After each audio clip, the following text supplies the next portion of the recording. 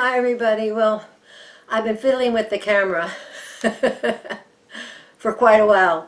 I wasn't happy with the last couple of videos. They were very dark or they were very glary, and no matter where I put the camera it seemed to be a problem. So today I'm here while it's still daylight, and maybe I certainly am seeing that there's better lighting, but I'm not sure how you're seeing it.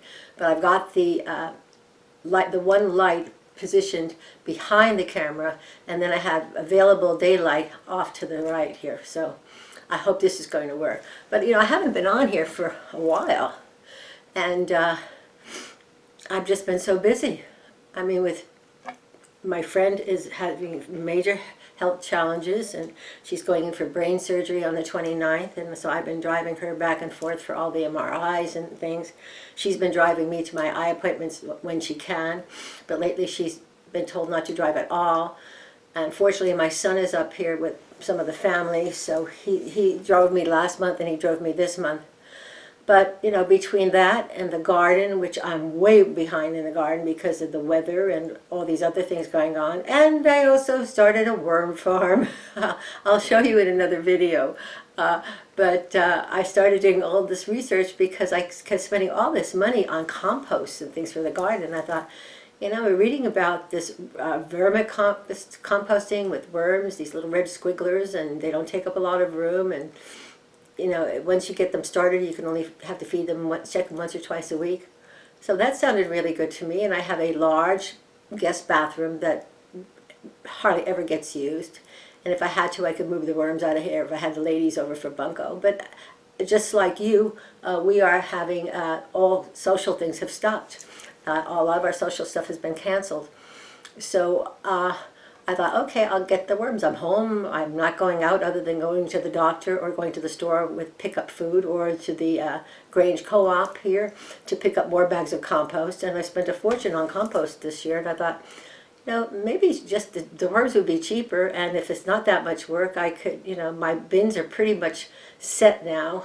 And in my last video, I think I showed you those grow bags, and I found out that the grow bags they're guaranteed for 3 years. And also your soil doesn't have to be changed every year. You can leave the soil in there and take it out, remove any kind of roots, and then top it off with some fresh soil and some, more amendments, maybe some of the worm castings and blood meal, a few things like that. So in the long run, it's going to save me money, but it's taking up all my time right now, because I'm also maintaining the garden. I think every insect in the world has discovered my garden. So I'm spraying with neem oil, and I'm still planting. I finally got the last tomato plant planted a couple of days ago. But we've also suddenly had days of rain. I mean, the weather's been crazy. We had 90-degree days a couple of weeks ago, then it went down to 60-degree days yesterday and the day before.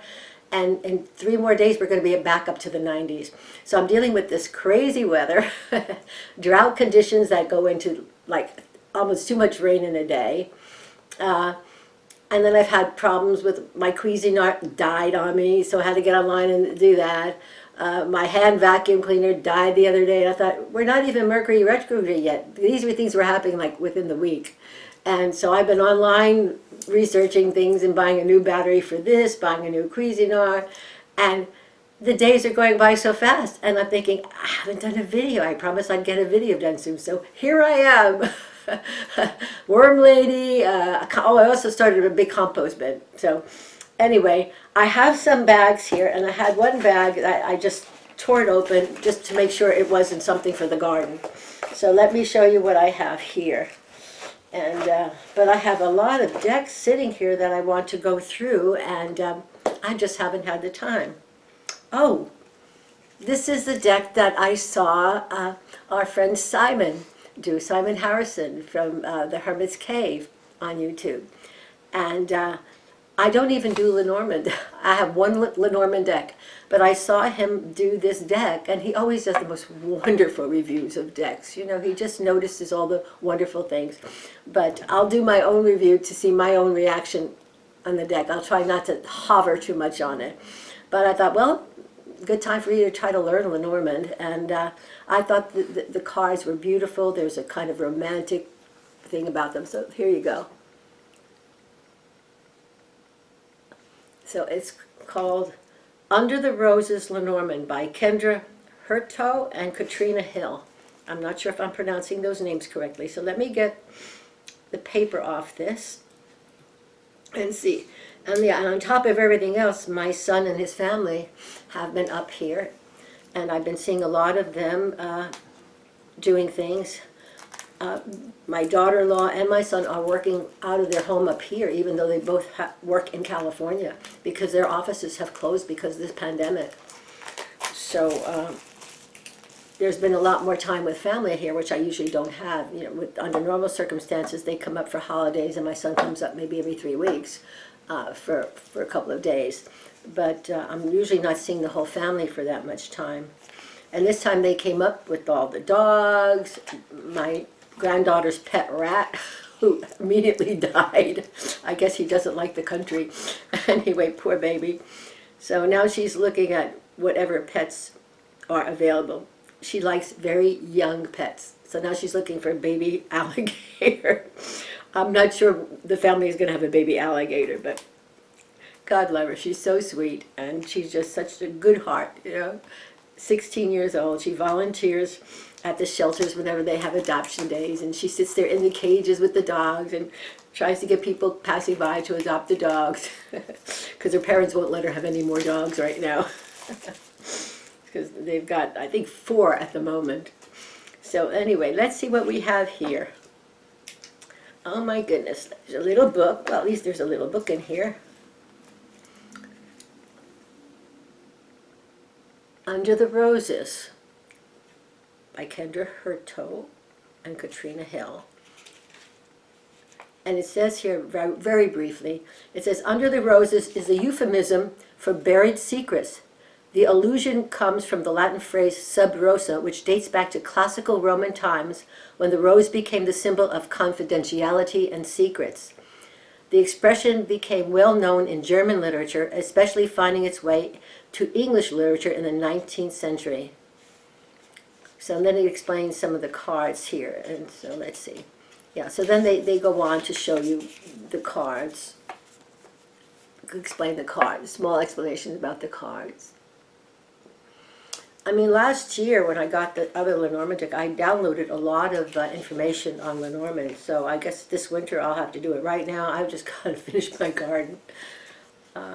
There's just so much to do. So yeah, this goes in here.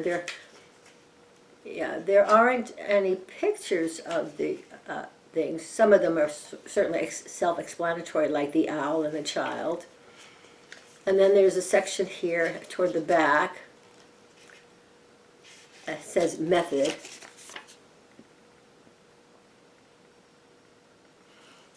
It says traditionally Lenormand cards are read analytically rather than intuitively. Oh, that's interesting.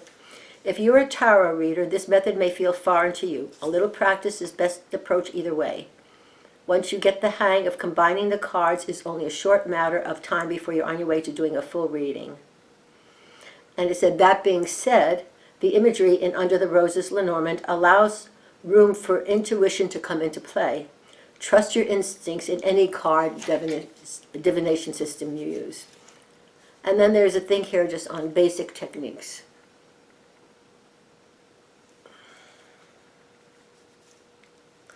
Yeah, basically it's saying that the cards are meant to be read in combinations. So, and then they give you, okay, so they give you some layouts. There's a 2 card. And let's see what else they have here. And there's a 3 and a 5 card layout.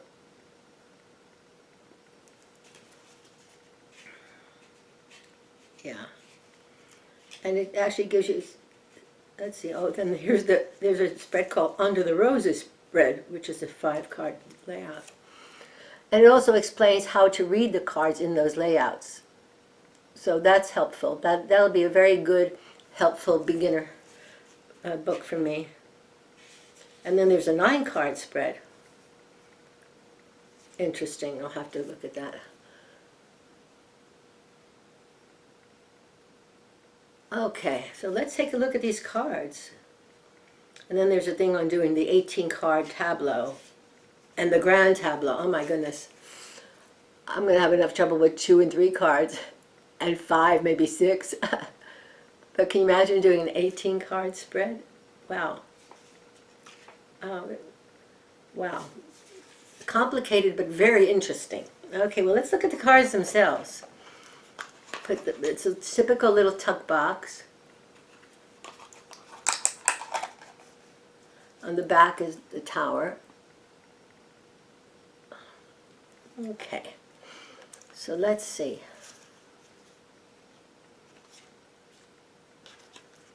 This is the back of the card. Is that not gorgeous? It's just wonderful. And this is just a little title card here. If I can hold it upright. Okay. So, okay, I'm just going to hold these up real quickly so you can get a gist of this card, because I know Simon did a beautiful review. If you want a more extensive review, I recommend highly all of Simon's reviews. Okay, this is the writer.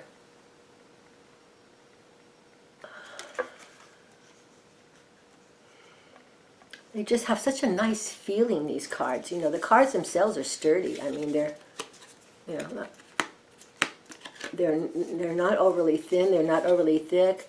They have a buttery feel, they're not overly shiny. The overly shiny cards I find difficult to work with. Now we have the clover.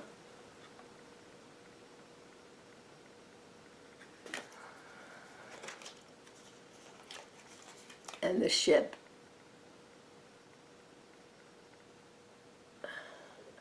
Yeah, obviously so many of these are, maybe even all of them are self-explanatory. We have the house.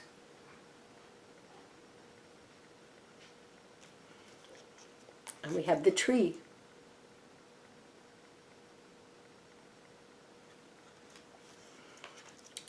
Clouds.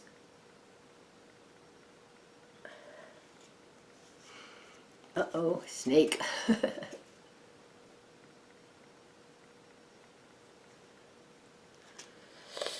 Uh-oh, the grave. I'm going to have to read up on these in the evening. After dinner, before I get too tired. The trouble is, it's been so hot or cold or wet, I had to go out after dinner to garden. And I still have more of those bags to fill up because I have more vegetables to plant. So I don't know when I'm going to be able to get to this. The bouquet.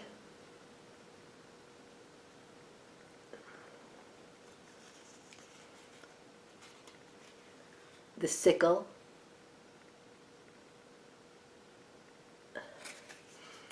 And for a beginner Lenormand, or for any tarot for that matter, I'm always appreciative when they have the names on there. The whip.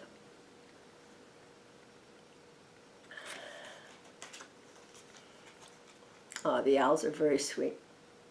I always love the owls. Let's see here.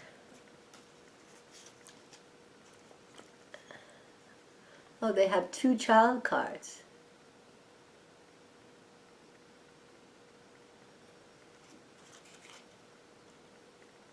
Wonderful. I love that. Oh, good. I always like the red fox. It's always one of my favorites when I see these decks being shown by others. The bear. I love the fact that he's fishing. That's the other thing for this time of year. I haven't gone fishing yet, but the fishing season is just getting started. And the salmon are coming upriver now, and I would love to try to get some fishing in, but I don't know if I will. Here we have the stars. I mean, I can drive over to my son's place and just fish right in their front yard, but it's just a matter of finding the right time of day to do it. The stork.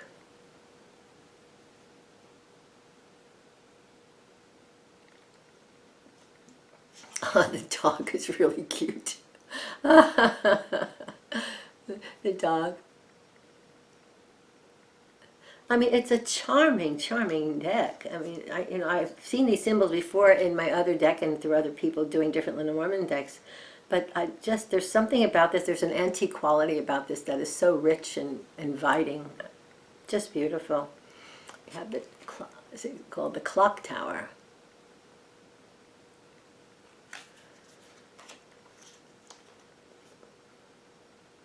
And the garden is lovely with an arbor. Reminds me of the work I have to do on my arbor. My roses have gone crazy. Let's see, we have the mountain.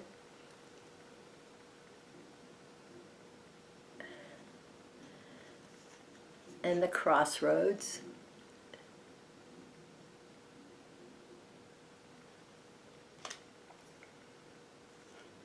And the charming mice.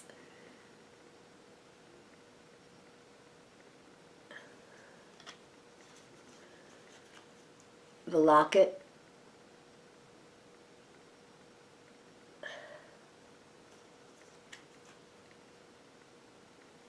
The ring.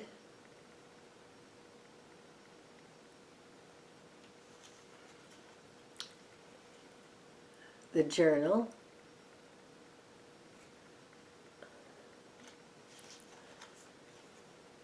The letter.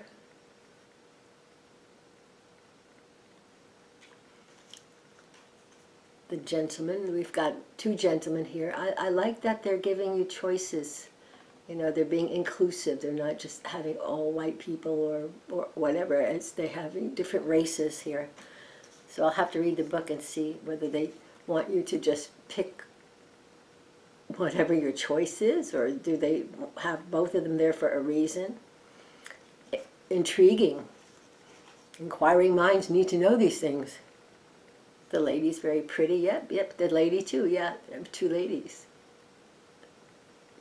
It's wonderful. She's beautiful. Beautiful, beautiful. And then we have lilies.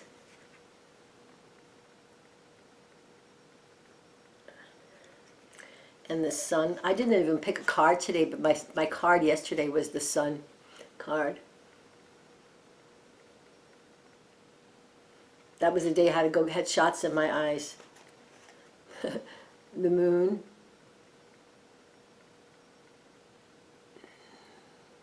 It's lovely. It's basic moon, but it's beautiful. The key.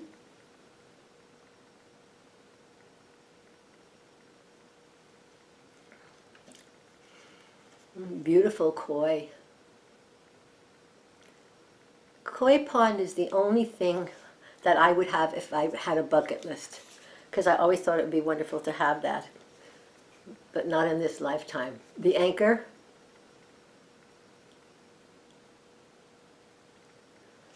And the cross. This is the last one, the cross. So this is a gorgeous, gorgeous deck. Let's see, I think some of the cards got in here backwards. Yeah, so hold on, let me just get them right. Okay, let me see about shuffling them. I like the size of the cards too, because they're nice and small, but they're not mini. You know, they're like I think my Bluebird deck is about this size. Yeah, oh no, they shuffle just fine. Yeah, let's see. They don't riffle. They're actually a little thick for riffle shuffling, which is easy. But the thing is, I do a combination of riffle shuffling and this regular overlay shuffling like this, so I can still do it with both of them. But it's a beautiful deck. And so to recap it, it's the Under the Roses Lenormand.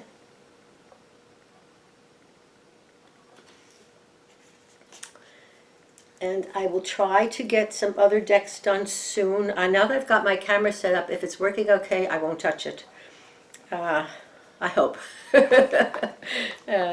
But I hope everyone is doing okay. I know that these are very trying times on so many levels for everyone, whether it's financially you're being impacted, as most people are, or whether or not you're away from family that you love, because other places have stricter things. Some places are a little more liberal. But now that they have resumed some normal life events here in this country, in the last week, our numbers have skyrocketed. Even here in Oregon, which has been one of the states with the lowest amount of cases of the virus, this week we are now in the red zone. California is in better shape than we are. Washington is in better shape than we are. I knew this was going to happen because I would go to the store, to just get my groceries, and there maybe be only 2 people, me being one of them, wearing masks and gloves. And people are walking around like nothing's happening. And this virus, if it doesn't hit you, you can bring it home to your family. You can bring it home to your friends, your neighbors. People don't want to wear the masks. And the thing is, they don't realize that, a respirator would be a much more difficult thing to wear than a mask. So wear the darn mask. It's, yes, it's not fun, but at least it's an excuse. I don't have to wear makeup when I go out. Like, I had to go to the doctor today. I had a bit of an emergency because I had the shots in my eyes last night, and they were itching like crazy. And this morning I woke up with swelling under my eyes, my eyelids all swollen. And my doctor is only in this town, a half an hour away, twice a week. So today I had to drive almost an hour to his other office. And I got there, and he went, whoa, looks like I had a major allergic reaction. But at least I found out I don't have an infection, and it's some kind of allergic reaction. And he thinks it's because they didn't rinse the chemicals out of my eyes well enough yesterday. So hopefully this will go away. I won't take off my glasses and show you because it really is a god-awful sight. But I woke up, it's like, whoa. So there went the day. They say that man and woman plan and God laughs. Today was the day I was going to go out there and fill more buckets and plant more of my veggies. But obviously not. And then I came home and I found out my worms actually ate all the food because I had them for like maybe 10 days or more now. And in the beginning they say they may not eat a lot, and they didn't.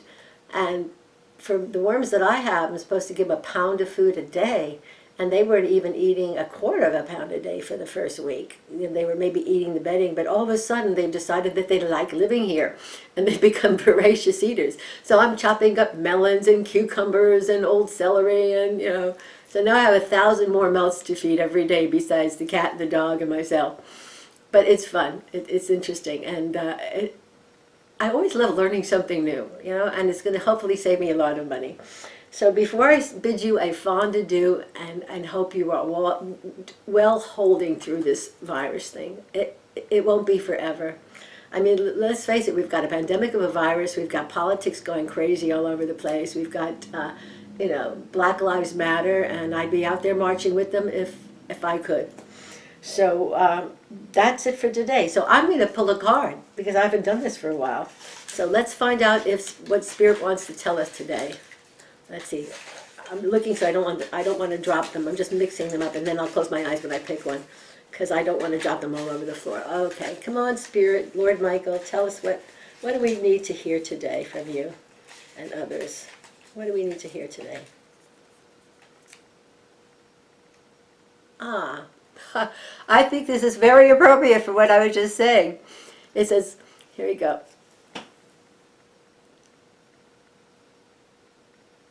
It says, on this day, walk with an open mind, an open heart, and open arms. Be open and available to all that comes upon you.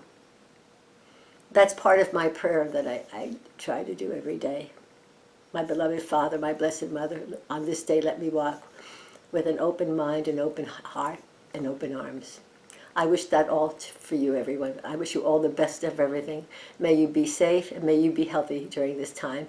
And may you find the joy, because there is joy in every day. And be grateful for the sun shining, or the rain that is blessing your garden, or the friend who calls you. Be grateful, because there's a lot to be grateful for. And my own feeling about this whole thing is that in another year we probably won't recognize the world. I think this is shaking everything up a lot. I mean, people have been saying for a long time, oh, there's never enough time in the day to do anything. I can never finish anything. And now we've all been given that opportunity to have a lot of time. So use your time well, Find the joy in it all. I love you all so much. Take care now. I'll try to be back really soon with another deck.